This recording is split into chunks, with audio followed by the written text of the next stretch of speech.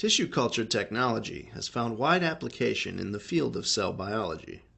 However, cultured cells require regular maintenance to stay healthy. As cells reach confluency, they must be subcultured or passaged. Failure to do so results in reduced growth and eventually cell death. In this video, we demonstrate how to maintain tissue culture cells for both adherent and suspension cell lines. Hi, I'm Ricky, here at Dr. Phelan's laboratory at Molecular Pathology Laboratories Network in East Tennessee. Today I want to show you two techniques for passaging suspension and adhering cells.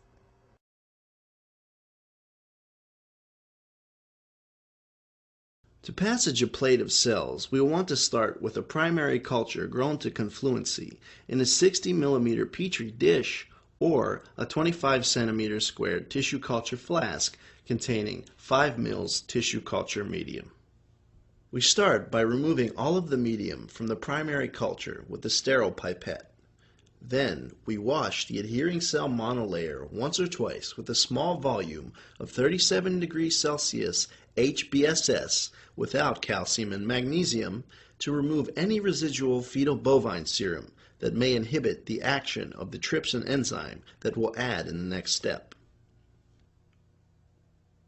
Next, add enough warm trypsin EDTA solution to the culture so that you cover the adherent cell layer. Then you can place the plate on a 37 degrees Celsius warming tray for 1 to 2 minutes. After the incubation, tap the bottom of the plate on a flat surface.